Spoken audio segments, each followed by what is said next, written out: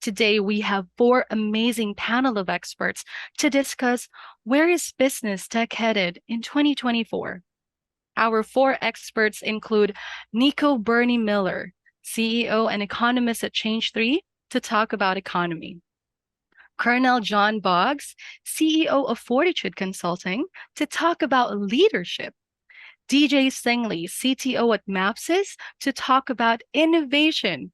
And last but certainly not least, Josh Wenke, IT Director at the Picus Group, to talk about IT operations. Economist in the group, Kneko Burney Miller. So Kneko and our team selected data from our 2024 Business Technology Plans and Priorities benchmarking study to spark the conversation. Here's the first bit of market research coming from nearly hundreds executives. So, Kneko, what do you think are the main business goals for 2024? Thank you, Ella. You know, I love working with the team at BeTechly. We do a lot of research together, and for the last 30 years, I have done probably 1,000 market research studies, primary research like this, as well as secondary and industry research, really looking at a topic. What I see here and the data that I've worked with this team to select for today's conversation is not going to surprise you. Some things will jump out at you and make you think. The panel, though, the whole goal of this conversation is for us to take this opportunity and start asking the most important questions for our businesses so that we're ahead of the curve. Some of us may or may not have been kicking and, rocking in our business lives at the last huge technology-led inflection point in our economy, which was the internet boom, right? The dot-com boom. And back then I was doing research. And what I discovered back then is, at the dawning of the commercial internet, when the average, Fortune 500 companies did not have a website, in the last 20 or so years, we've just had huge innovation, right? A lot of things have taken place. But what I also am seeing right now, and where a lot of my personal research focuses, is looking back at that as a learning experience. And that's what I hope we're going to do today as a group, not just the panel, but everybody in this discussion is looking back. We put a lot of money into this era, and it's transformed just about everything in life, in business, and work, you name it. And now we're at another big inflection point, and that's the one related to AI. But let's take a pause and see what we can learn from that last huge, couple of decades of innovation. Because I'd say there were some opportunities to improve there, right? We could have maybe a little bit more pace, a little bit more perspective.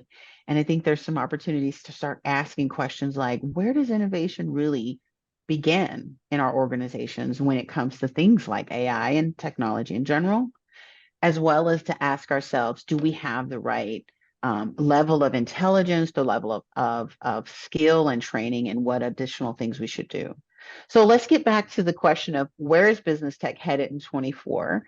And I'll answer that by starting out with where businesses want to go. And as you can see here in this data, businesses want to grow. They want to grow where they know. And I bet you're looking at yourself going, yes, I want to get more from my current markets. And what I think this data also underscores that businesses want to grow by improving operational excellence, right? They want to be more efficient. They want to improve their processes.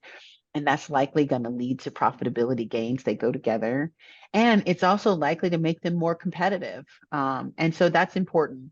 I asked the team to highlight on this particular slide expansion to two new markets. You're like, hey, that's the seven, well, was that the sixth thing down? So why are we highlighting that? I'm highlighting it because a few years ago, when I was doing this type of research, everybody wants to go somewhere else, right? I want to expand overseas. I want to expand in a different state. I want to go somewhere new. And what the last few years has done is led leaders to, they're still positive, they're still confident about growth, but they really want to grow where they know they're going to get gains. So that expansion to new markets is lower, as you can see in priority. And people, I say they want to grow where they know, right? They want that assurity. And so why is that? For all of you, as you're dealing with your executives, a lot of folks in this conversation are IT, a lot of folks are not IT, as you're dealing with each other. There are a lot of external pressures right now in the economy and the overall society. There are lots of external pressures. And so, making sure that the decision process is as resilient and as rooted and facts and knowledge is going to be really important. And so trying new things is going to probably become a lower priority. And I think that's what this data is showing us. But trying new technology should not be considered, kind of cowboy type of activity, right? Because technology is core and it's utility. And so that would be, what I'd say about this is like making sure your leaders have that technology comfortability. They're comfortable with technology and they're knowledgeable about it. And I think we've got some good examples of that where you've got organizations training everybody about cybersecurity, different type of phishing scams, you name it. And so I would encourage leaders, all of the highest level leaders in this group to think about how do you train your organization about things like AI, things like cloud, there's loads of tech that your average line of business decision maker might hear about, but may not be, too keen or too incented to dig into. Well, I would encourage you guys to use this opportunity to dig into it together. So I'm gonna open it up to the panel. What do you guys think? I see some heads nodding. Hey, Josh. So Josh, what do you think? You were like shaking it up, dude. So what do you got to I say think about that's, that? yeah, that's great. I think the competitive advantage of your organization is the key. And if you you should know that, but if you don't, you can find it. You can work with people to help hone that in. But you really need to know what you're good at and keep excelling at that. You can't lose sight of your core vision as a company, and make sure that your team and the people and your customers know this is my vision. This is what we're all about. And I think that would help with that growth in your current markets and also in the new ones too. Yeah. What do the rest of you guys think? Was I off about anything? No, I think you're spot on in the growth in current markets. I think at least for our business, right, consulting firm, right, selling nationally, we are doubling down on our core competencies, selling hardware, software, services, and really trying to re-up those businesses and continue on doing with what we know best, how we best know to make a buck, right? And don't get me wrong, the efficiency improvements, those are all important, and the process improvements, those are good too. But boy, the path to success, I think, is doubling down on core competencies, especially right now in 2024. I love it. Yeah. John, what do you think? Well, again, I take everything from a leadership perspective, looking at the CEO, those guys that may not be the tech person, but they are the business person. And when you're talking growth, your business plan, what's your technology plan? They need to start jiving out. Yeah. That's how you're going to start growing. You look for your gaps, and a CEO and his team should always be, where's our gap? And the technology today provides you, if you're going to grow, you better know your gaps. And because your competition, I promise you, that's how you start growing, is plugging those gaps, filling those holes. And technology today is going to help you do that. AI, cyber, all of that. I mean, that absolutely is going to foster your growth. So from a leadership perspective, that's what you're looking for. I've got something spicy Yeah, for this group. Can I yeah. can I So, spring John, I something think spicy for you guys? Bring it go on. ahead. Well, DJ, did you want to say something about I what just John would just say, said? John, yeah, I think you're spot on. I don't want to take the wind out of Josh's sails later, but yeah, absolutely, those gaps, when you can identify them and then plug It's them. huge. For us, it was a skills gap here and there, and we're making large investments to plug those again to bolster core competencies. So it's no surprise that the group feels this way, the leaders that have taken the survey. So for sure. So on to Okay, spicy. so What's spicy? We got. here's my spicy thing. Okay, so I'm always going with the spicy thing, right? Because this is like this is all executive stuff, right? Big picture stuff. So here's what I'm gonna say to everybody, you guys and everybody in attendance, right? I would say that the dot-com boom failed. So it did give us a lot of innovation. It drove a lot of money. Okay. But let's look at what we've got from it. So you've got a lot of businesses that do a lot of things on the internet, but customer satisfaction is like at an all-time low. And you've Mm, got employee satisfaction at an all-time low. It's harder to hire people and keep them ever. You've got people who in a society, like the Surgeon General last year said that the biggest health risk for Americans was loneliness. Wow. So you've got the right, I know, isn't that crazy? Right. And so you've got, because, right, you know, everyone's talking Puppy. about social media, right? Social, Yeah. right? I know, right? Social media is so great and we're all connected. But actually, there's study after study after study that says social media actually makes people feel isolated, especially young people. So for that, if we were to be honest, okay, so that's the spiciness here, because there's nobody, especially in tech, right? I'm in tech marketing and tech growth, right? So there's nobody in tech that would be like, oh yeah, .com failed, it was awful, right? But let's step aside. We're all aliens, okay? We're coming from Mars and we're coming down to Earth, and we're like, let's look at what these little critters have been doing. And you would look at it and you would go, wow, they just ravaged themselves for the last 20 years, right? They've totally transformed how relationships are built, how they're managed, how you nurture them, and they put tech in it. Yeah. Right? Remember how you used to, like back in the day, man? I remember that the way you talk to a customer is you'd be like, "Yeah, I'm in town. Let's go to lunch," and like that was like what you did. Like I rolled in town. I used to travel so much, and you just roll in town. And be like, hey, I did some new research. Let's have lunch, and they'd be like, "Yeah, right." And then you meet, you see face to face.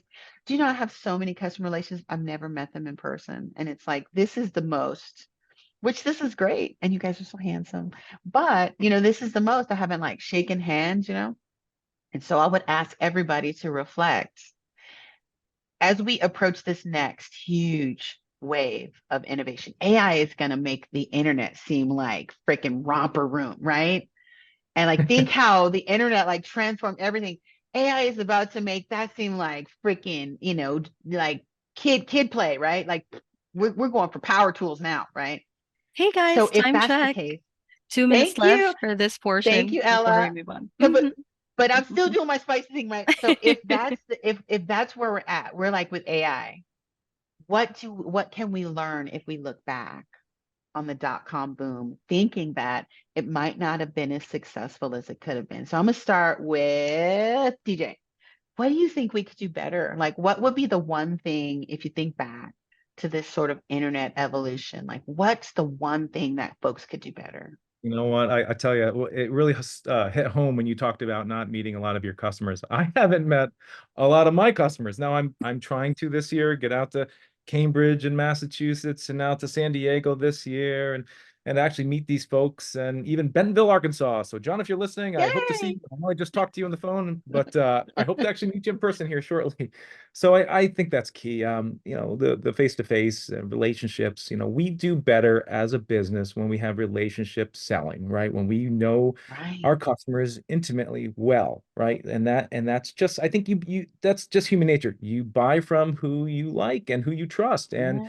if you have that intimate relationship, or at least that relationship that's face-to-face, it's going to work out better, I think, in the long run for both organizations, really.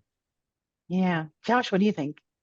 Yeah, I What mean, can we tech do has made better? relationships shallow. It's a sad reality, and I think we don't even realize it as much that, oh, it's this easy way to connect with people. And yes, it has made business improvements, but I think you hit the nail on the head there, DJ, with you need to have those personal relationships and know your customers, have them trust you, like know who they are, know what they like, and don't just know them for the company they work for. Perfect. And John, what do you think? Well, you got me when you said customer satisfaction, because I stop and I think about that, and I think most of my customers today are all via Zoom. I mean, just about 90+%. I may have one person that I have to go look at from time to time, just one. And you know the level of people I work with. These are CEOs and board folks, and I mean, but the technologies. When I think of technology, technology's got to help you slim things down. It's got to help you. Your technology decisions have to be informed. They have to streamline your operation. They have to enhance the customer experience. So if your technologies don't do that, then I think you're missing the boat. Thank you. Awesome. I see Ellis doing his time check. Yes, yes, ma'am. Well, thank you so much, panel. Let's move on to our next research coming from nearly 200 executives. Let's hear it from DJ.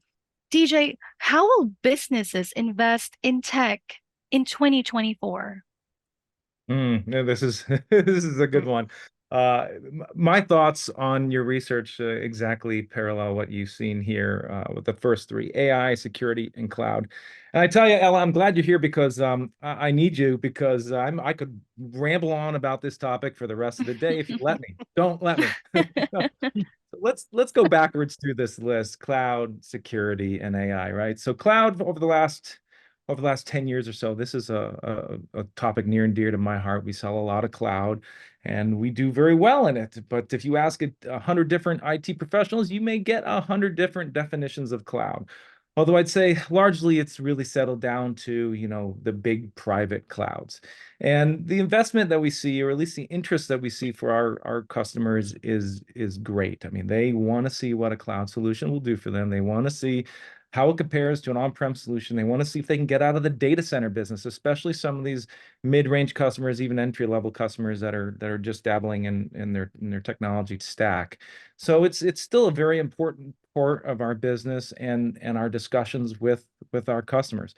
I would want to kind of reframe it in one way that you may not have heard it reframed before, and that when I talk to cloud or about cloud to my customers, I talk to them about the self-service cloud and the full service cloud. Right? A self-service cloud is like some of the big ones like IBM Cloud and Oracle and AWS and Azure. Right? You have a portal, you go in there, you click around and you do your thing. Right, which is great, but you're on the hook if something goes bad, or you clicked the wrong button, or you didn't understand how something was easy to put together or hard to put together within the cloud. Full service cloud is a little different, right? It's a cloud where you requisition resources from the folks that you have again a personal relationship with, your sales reps or your engineers on that cloud. And you are not responsible for something that goes bump in the middle of the night. They do your DR, they do your HA, they do all those fancy things for you, and you don't worry about it. You just become a user of the IT services that you requisition. So I'm not surprised cloud's on there, right? But let's move up the stack a little bit because again, you're going to pull me off the stage show. I know you will. So security, right? Security is again probably exactly what I would say, or how you put it on here with 31% being the second largest interest group here. Unfortunately for us, or maybe fortunately for us, but maybe not, right? Over the last 5 years or so, we saw a huge uptake in security interest, mostly due to ransomware attacks with our customers.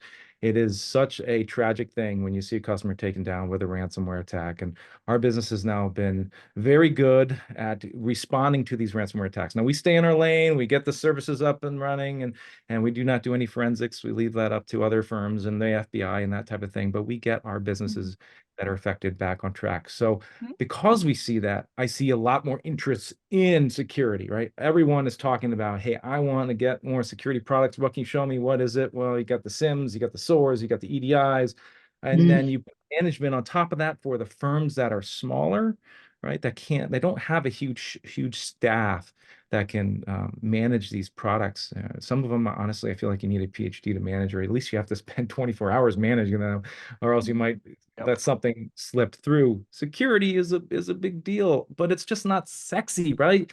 Nobody, no CTO, CIO wants to spend all this money on a security product when they want to do a executive tour of the data center. Look at all these fancy servers and AI this and that, and oh, there's some security stuff over here we spent a bunch of money on as an insurance policy. Well, listen, you need it. It's not super sexy, but you got to spend money on it, and I get it. It's just one of those things. You don't want to be one of our customers that gets hit, and because of that, we spend a lot more time talking to our customers about security and just to make sure they understand what their options are and how to move forward with something that's going to do right by their business. So security, second, I see it, I understand it, it's awesome. It should be there. Now the elephant in the room, it's 31%. Man, I'm surprised, Kneko, it's not 81%, right? AI is a big deal. We all see it coming from the chat GPTs and all the things that Watson's doing at IBM and all the other news headlines coming down the path and the pike. And I get it. It is the next big thing, right? So I would kind of frame the conversation this way, right? Throughout the years, all the IT leaders are on the phone today, the CIOs out there, they've all been looked at as a cost center in their business. And I think that AI is the next best chance we have to take some of this IT stuff we do for our businesses, we know and we love, and we run our businesses with this, and make it more of a profit center. And that's really for everybody. Now, a little bit about me and AI, right? I run 3 of the largest AI meetup groups here in Ohio. We do a lot of AI. I actually am speaking at an AI conference called AI Rising here in Columbus, Ohio in May. So there's a little shameless plug. If you folks are looking for a great AI conference to come, and I will talk to you all about AI 101 and even show you some Watson X stuff that we're doing. So when you folks are looking at AI, I want to give you a kind of an anecdotal story real quick, and hopefully I don't get pulled off the stage. So a recent financial company customer of ours gave me this funny story how the C-suite came down to the IT offices and said, "Hey guys, we're really interested in all this AI stuff that's going on. I mean, I'm sure we're doing it. Why don't you give me a list of all the AI stuff we're doing?"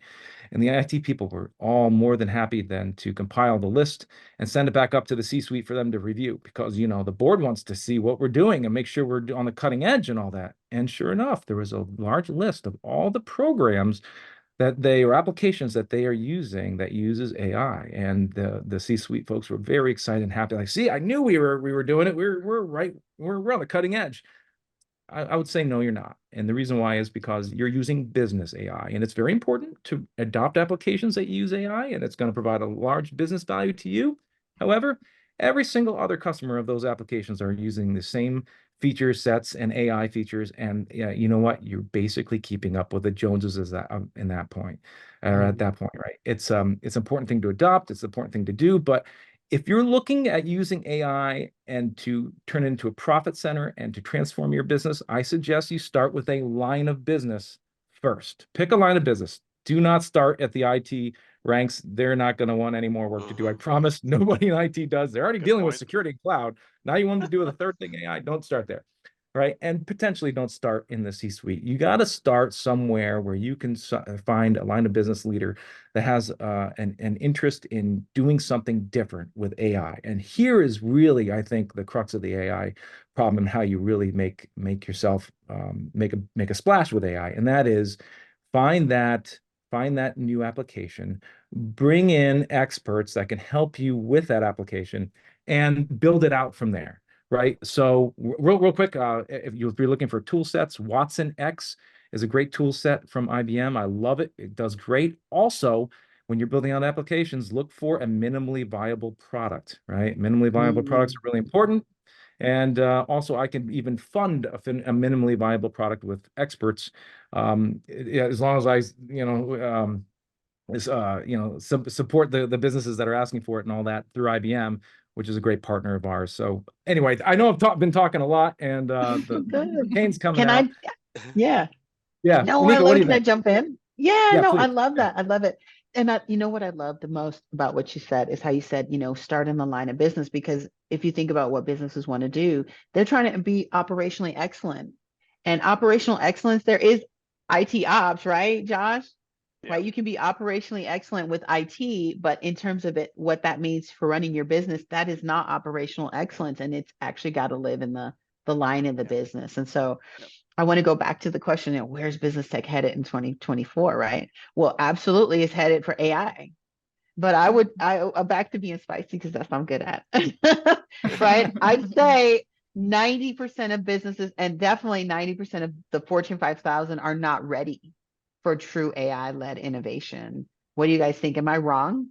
And is anybody in the group like, do you think I'm wrong? They're just not ready. I mean, you got bias, you got all kind of stuff, you got security issues. I mean, it's a whole big old hairy potato. And it's tough because AI is such a buzzword. I mean, you hear AI and you're thinking, wow, that person's so cutting edge, but to actually practically implement it, a lot of people don't have the skills. And as DJ mentioned, finding an expert who can help you and, picking those KPIs of this is how the AI is going to actually improve our business. And here are the numbers that it was able to change. And a lot of people can't speak to that. They just see AI, they see the buzzword, and that's what gets them excited, not actually the business impact. So I think you're spot on. I love it. DJ, what do you think? Yeah, I think you're right too. Yeah, you should definitely find those experts. Again, that's really going to help you out a lot. They're out there, but more or less you understand that AI is sort of a journey. You don't just build an AI model, and hey, you're done. No, it doesn't work like that. I have so many examples I could share with you folks Listen, those models get stale over time. AI is a process, right? It's a business process that you must implement, not just a one-time application and it works forever. No, that model will get stale over time, and eventually you'll need to replace it. Also, you talked about bias. Bias is incredibly important. Those models most likely have bias, and you need to find different ways to understand what the bias is, how to suss it out, how to reduce the bias, no matter what it might be. And I have visual AI examples I love to share with folks, as well as large language model examples. But anyway, let's just leave it at there, I suppose, because I could certainly talk to you a lot about it. But John, I think you probably have a unique perspective too on when you talk to your executive clients, right? Do they talk to you a lot about AI and what they what they want to do with it? Well, that's a great question, and yes, they do. We do have those chats. As a matter of fact, one of my clients is the IT person for the Department of the Air Force. So yes, we get into those conversations. But one thing you said a couple of things, DJ, that I'd like to chime in on. One is, and Kneko, AI. AI should be used as a tool to augment human capabilities, not to replace them. It's Right. before AI, oh my God, AI, I'm out of a job. And there might be people right here now who are going to talk about, well, people have lost their jobs to AI. Okay, I'm a leadership guy, and I'm only going to tell you that might be a mistake.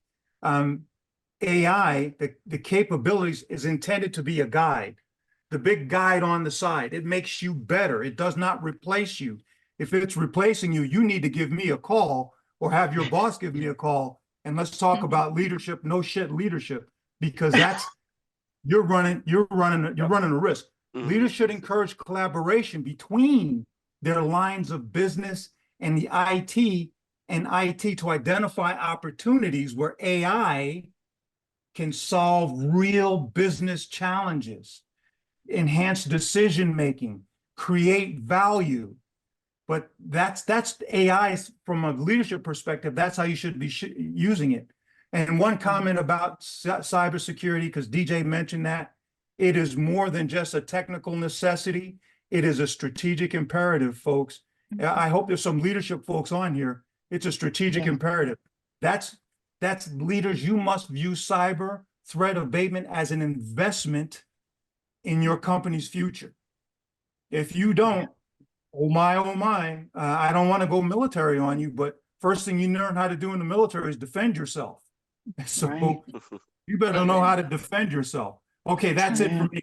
Thanks for the That question. was so great. Good word, John. Perfect. Yeah. Perfect. And Can I'm panelists, gonna push it.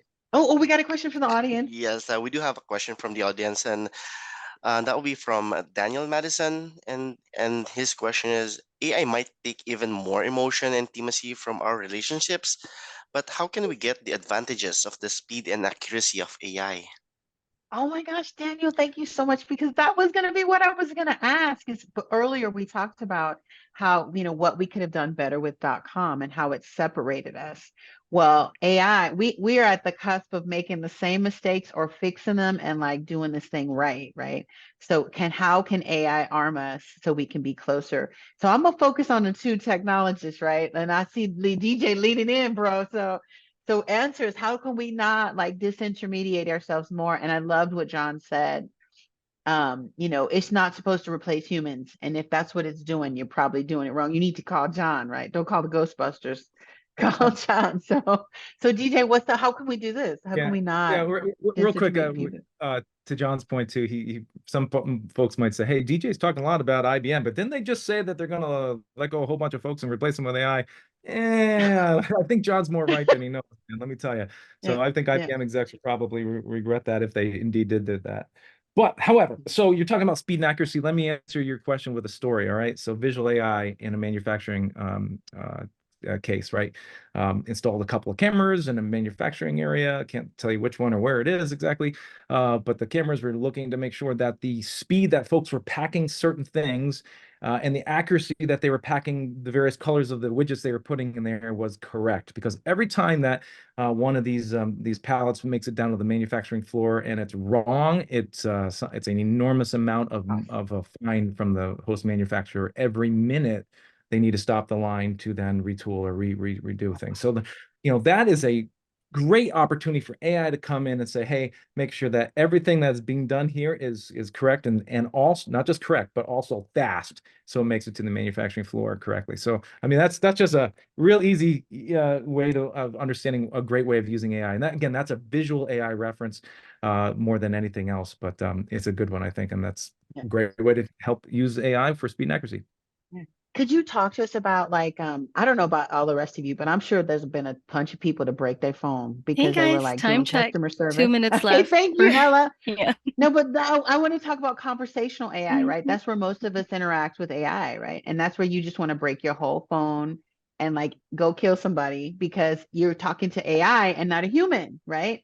And so back to this whole thing, where is business tech headed in 24? It's headed towards AI, but make sure you guys are knowledgeable and get some perspective so that you're empowering people, not replacing them. But DJ, talk to us about conversational AI. Like, how do Yeah. you ensure that it doesn't like separate your customers where they're cussing you out, you know?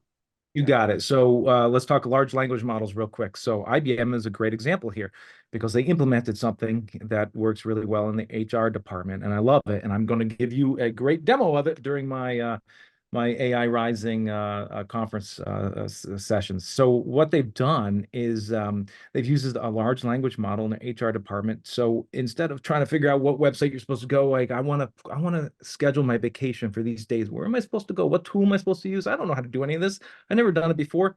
Well, they replaced all that I don't know with a large language model. So you sit there and you say, all right, I would like to take a vacation on October 3rd to October 8th, and I'm not going to be available. Please schedule it.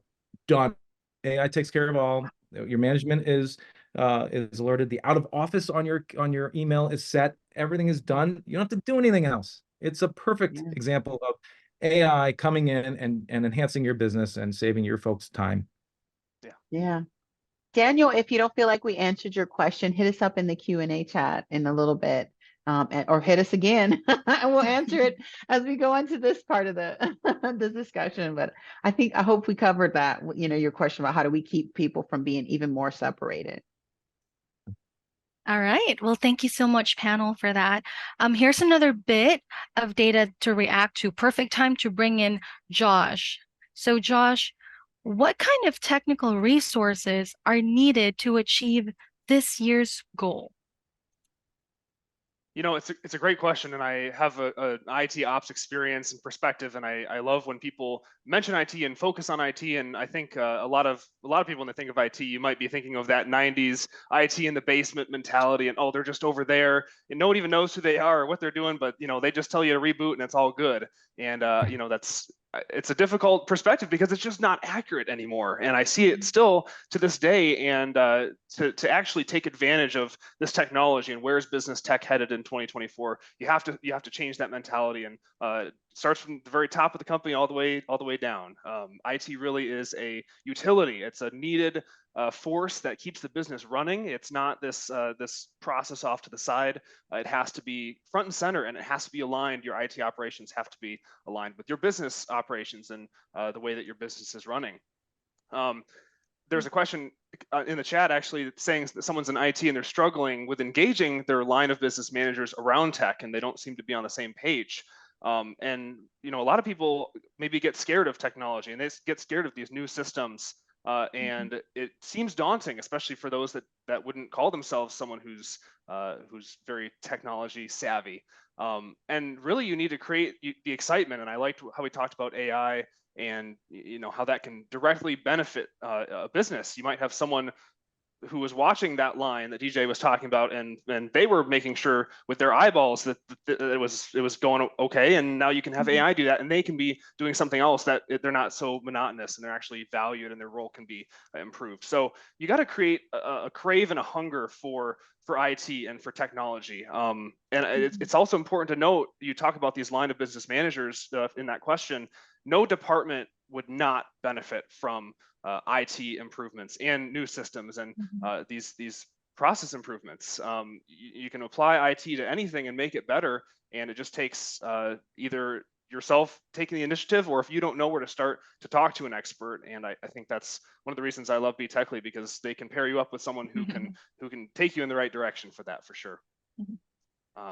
I do want to talk about security too, and we've all been mentioning this in our discussion, but it really does apply to everyone. I mentioned that IT can apply to every area of business. Well, security needs to be front and center too, and it's not just this sunk cost. Oh, we just spent all this money in security and it doesn't give us a benefit. It really is a mission critical aspect. It's a huge vector. Every person is a big vector for risk in the company, and so to have someone say, well, they're just over here, we don't need to worry about their security or their IT training. It's not okay to think that way, because every single person, if they're touching a computer or have any technology connection, it's going to be a risk factor. So it's important that the people in your company realize that security isn't as hard to start with. It's not as difficult to understand as it was before, and there's a lot of tools out there to get people moving in a more secure direction and to do that better training on the security front. I often, hear people say, "Well, why would we spend all this money in security? We've never been hacked before," or and it's just such a difficult thing to hear people say, because if you haven't thought about when you're down how much that costs you, you should Yeah. do the calculation. That's one of the biggest things. You talk about convincing people to, especially leadership, to implement these new systems and advance in their security and IT investments. You think about, well, when something's down, when the server is not working and people are standing around unable to work, if you start tallying up the cost of that, it's going to totally, hopefully, Crazy. change that mentality and spur Mhm. future investment in technology for sure. So I'm curious, what Mhm. do you think, panel? Any thoughts on that? Yeah. Yeah. I loved it. I I have a would lot say, for sure. I think, Josh, you talked about standardization, and also it came in as number two here. Yeah, the standardization thing I think is really important. I see a lot more of that than I see not, right? And when I say that, I do a lot of work with IBM, and IBM always loves to talk about the multi-cloud world. Well, listen, if you're yeah. not Fortune 100, you're not looking at multi-cloud because you want to standardize on something Yeah. that you all know how to use, right? Mhm, mhm. So I think that's really important, especially, Josh, when you can use someone like yourself and your teams to to come in and help with that, right? Yeah. Standardization. I see that all the time. It's really important. Yeah. It's huge. Is it crazy that it says new systems? Because, for the last 10 or 15 years, like cloud, cloud, cloud, cloud, cloud, everybody wants to migrate to the cloud. But you know what I've been seeing pop up in the last, I'd say 3 years, is like, I feel like the cloud runway is like, you're at the end. It's like, all right, I've been skating down the runway, especially if you got legacy systems, right? And I would say most people have legacy systems, like 99% of like bank transactions are on like mainframes. And so you Oh can't yeah. move that. That's like not cloud like what we're used to. And so it's like all these legacy applications. And you mentioned manufacturers. A lot of manufacturers, like ton of, as you know, legacy out there, right? Where you Yep. can't, they've done everything they can. Like I put a tape on it, I painted it a little bit, but it's still that same server that was made like 20 or 30 years ago before the internet, right? And it's not made for this. The dude that did the program is dead. Okay. And I don't know who's gonna fix this. And like that's where a lot of companies are that I'm seeing. And so it's like, okay, so it doesn't surprise to me, it doesn't surprise me that I see new systems. But Yeah. is that like shocking? Because everyone else says cloud is cheaper. Is it really cheaper? Like our two technologies, is cloud really cheaper? I've had I a lot mean, of spirited Such a hard question. conversations with lots of leaders, and it depends who you're talking to. But in my opinion, no, it's not. I work with very large healthcare organizations, and you can't put that stuff in the cloud for lots of right. reasons. A I HIPAA. work with large HPC organizations, same thing. It's good in the cloud, but it's even better sometimes on-prem, especially when you do training runs with these large AI models. Go look at your cloud bill. Right. Listen, Yeah. there's a reason why OpenAI had the billions of dollars given to them, because they needed it for the cloud bill. Sure. But anyway, I'm sure every single leader and I could have the same conversation and banter back and forth about which one's cheaper. But as a whole, I think no. But I'd love to hear what Josh thinks. What do you Well, think? and Yeah. a lot of people look right at the dollar amount, and that is certainly a factor, right? Especially when you're talking to leadership. Hey, let's go cloud. Here's the cost, and they're thinking, well, that's way more than we're paying now for something on-prem. But the tangible benefits of the cloud are often hard to quantify in a price tag, right? People can access things from anywhere. It's a lot easier to do your disaster recovery. You're not having to go unplug servers and move them around anymore because someone else is taking care of that for you. So, the higher price tag, yes, I think you're right. Cloud's going to cost more on your balance sheet, but when you get the benefits of it, I think that the cost is totally worth it in a lot of cases. And again, there's some that maybe don't apply, but even if you're thinking, well, I've got all these legacy systems, as you were mentioning, there's still ways that you can take your business a step forward towards the cloud, towards automation, towards AI. It doesn't mean that, we've got, an AS400, we can't do anything with that. Well, it doesn't matter. You can still move pieces, even if it's small pieces at a time. Yeah. Josh, that's So a let's really go good back to your point. question. Yeah. That was it. And I love that you brought up an AS400. It was built in the 80s. I I love still it. see them all over, man. Oh, yeah. I know, right? I had her story that there was like a little municipality and their AS400 was literally bricked into a wall. Like it used to be in like a little closet and it was I had the literally bricked same, up. yeah, I had the same experience. We do a lot of AS400 IBMI projects. Same thing. It was It was like sheetrocked bricked in over. a They wall. couldn't even find it. Yeah, they had to find the power cord. They were like, well, I know there's Oh, a gosh. power, so they had to search for it and break the wall down. Anyway, no, but the last thing I'll say is let's go back to the question because what everyone joined us today is where's business tech headed in 24? It's headed towards AI. It's headed towards more human to human interactions. It's headed towards a new perspective.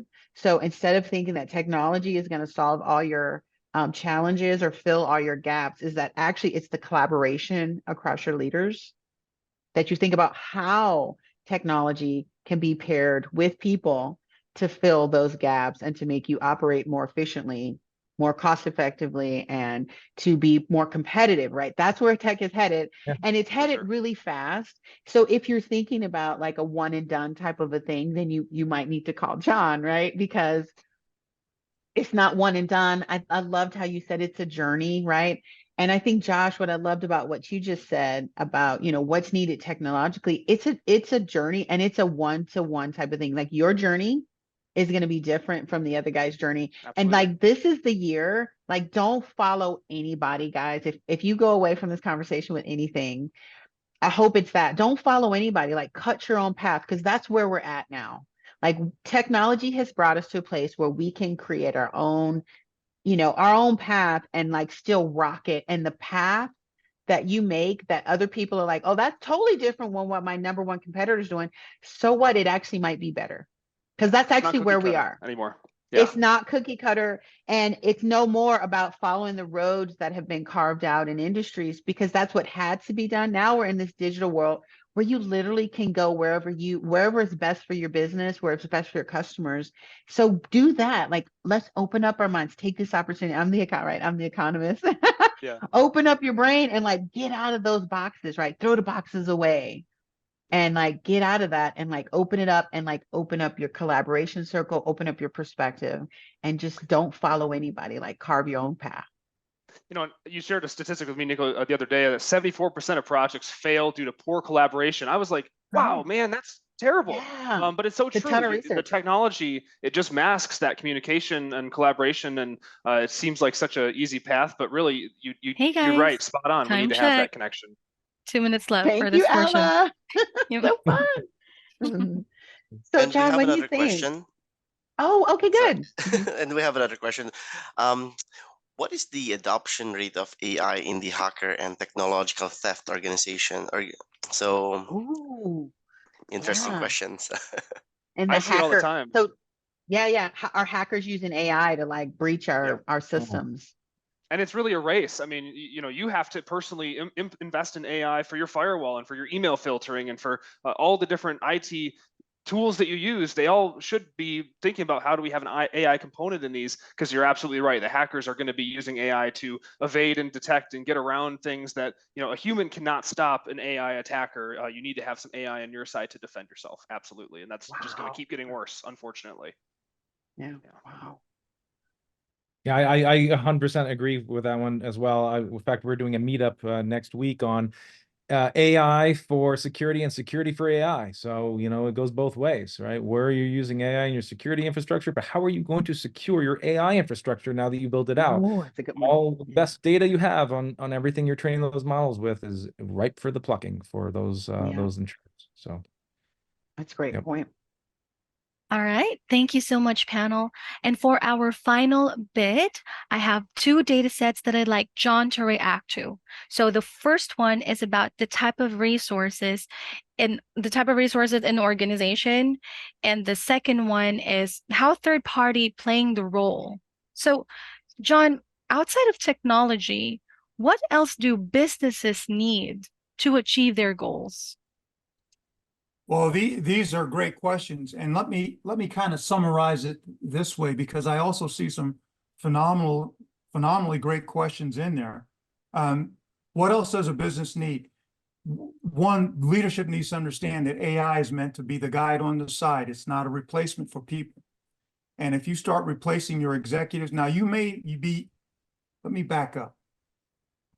You may be that leader who needs an excuse to look someone in the eye and say, I don't need you.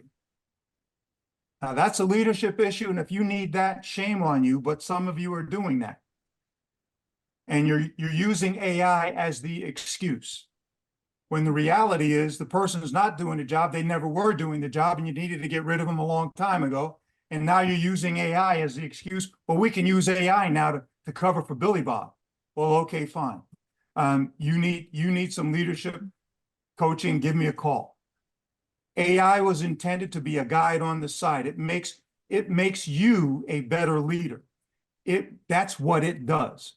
And as a leader, need to be looking for help from a combination of internal experts, external experts. We have some phenomenal external experts on this call right now. DJ, Josh, Kneko. I mean, holy cow.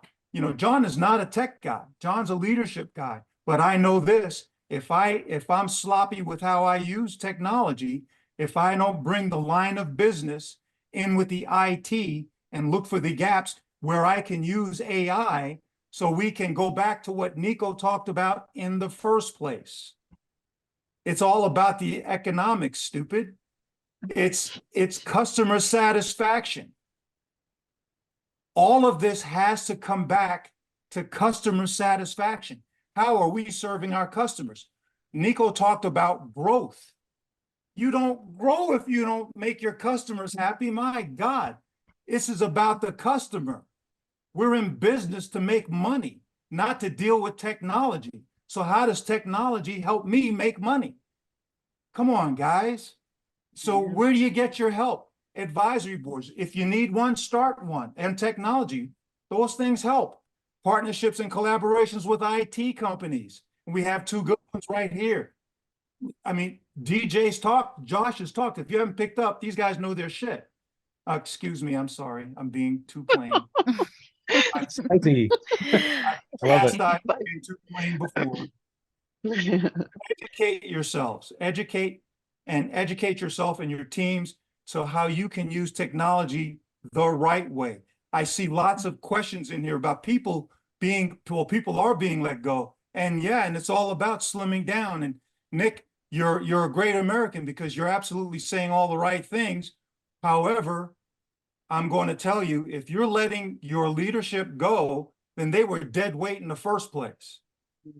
Okay? If you're letting go of the dead weight and you need AI as the excuse, God bless you.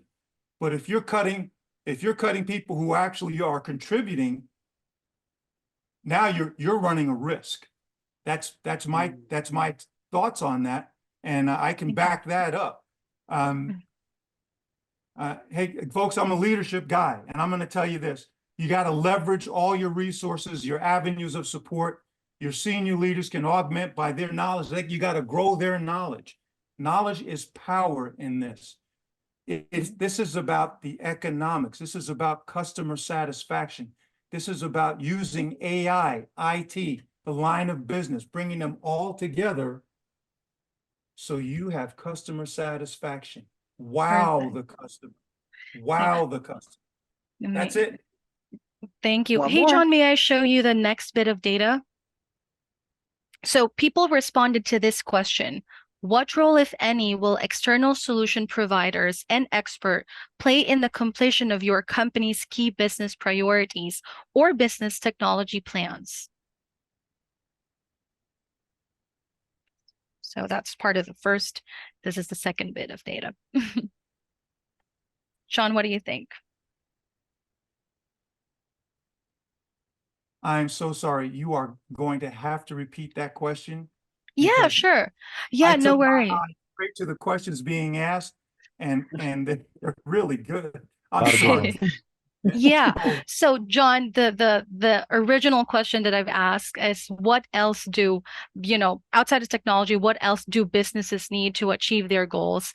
And this one right here, the second bit of data that I'm showing to you guys is, people responded to this question. And the question that we asked to people is that what role, if any, will external solution providers and expert play in the completion of your company's key business priorities or business technology plan? So these are the answers that we've gathered from them. that's wonderful. That's a great question. And I will point out this. Sometimes we're too close to something and we can't see it. Sometimes the answers are right in my face and I can't see it. And I have an IT department. If I don't have an IT department, you already know you need to be looking at other people. You already know that, I hope.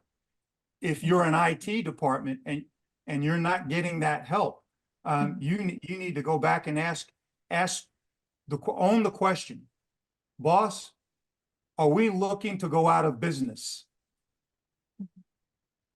Boss, are we looking to lose our IT experts? Boss, are you looking for me to quit? Now, hopefully you get no's with all of that. You get no's with all of it, then you have to be declarative and tell them what they need. Don't say, well, then we should. No, now it's time for you IT folks to be very declarative. Then we need to do this. Then this is how we need to move forward. Okay, now I gave you something really tremendous. I gave you the 3 no's. Learn, IT folks, learn how to use the 3 no's to start getting what you want. You just had a whole conversation and all you did was get 3 no's. Now you got your big yes. Then this is what we need to do to move forward. Okay, IT folks, you can sit there and be the support guy who just gets stepped on, or you can be part of the organization. Part of the organization. Josh said earlier, I wrote it down, he talked about IT as a force. IT is a force multiplier. You have to see yourself as a force multiplier. Part of the business, you're a force multiplier. You're not that guy that, just unplug it, call Josh, and we'll plug it back in and it'll all work. Oh my God, if that's how you're using your IT, you really need, are you still in business? Oh my God. Yeah. I'm sorry. Yeah. Still No, not okay. answering. I want to say one thing. No, you did. I wanted to say one thing is that on that last data point, it was like 91% of the people said they needed outside experts for something. And I'm not trying to like pitch anything.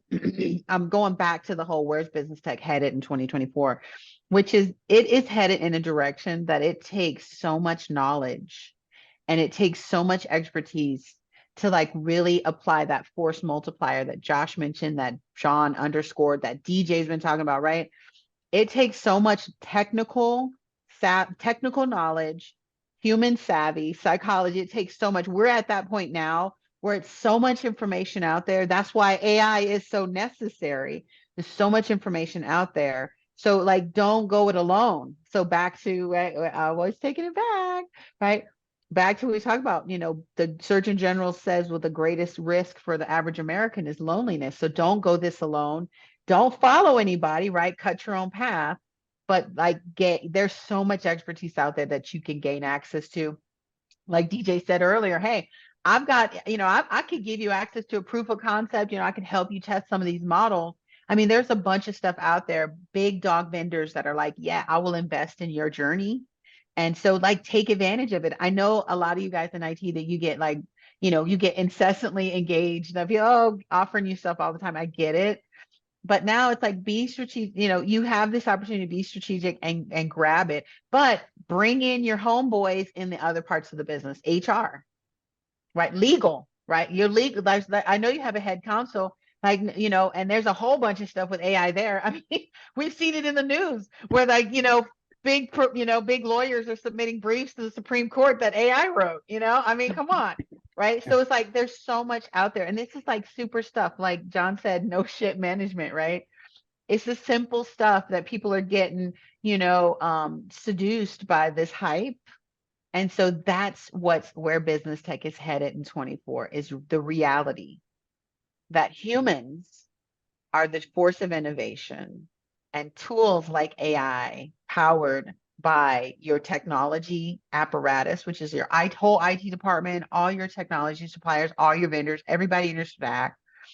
Grab them up together, grab that CEO, get all your line of business, and do just a big old party, right? Get some beer, right? Whatever y'all need to collaborate, as you saw in that last chart. Enhanced collaboration was like way low down on the stack of what's needed to accomplish our business goals. And that's because, you know what, guys, everybody, like, underscore that. We aren't not giving enough perspective to collaboration. Like, that's what's needed. That's where business tech is headed. The companies who collaborate well across their organization and between their different parts of the organization are going to be the one that leave everybody else in the dirt. And you're already seeing it today. The folks that are where all the leadership are well engaged and they're really digging into how to use that force multiplier of technology, you know, and they're really utilizing their IT department as partners, you know, not as like some awful, you know, basement, you know, curmudgeons, you know, you know, and they're like, see them as like, yeah, like they're superheroes, right? Get some capes, right? You know, the companies that do that and they're collaborating, those are the guys that are like basically eating our lunch. Well, they're not eating my lunch, but they might be eating some of Hey y'all's guys, lunches, you time know. check. 2 minutes left. Thank you. So anyway, that's where we're at, and that's so good. Anybody have any last things, or do you want to be like Kneko? I want to throw a couple thoughts in here. First off, to where you're investing in the as needed part, I feel like for us, we're doubling down with the talent of our folks. So at least for us, at least right now, we're doing a lot more high availability services and disaster recovery services that we do ourselves within multiple clouds. I mean, a very important part of our business.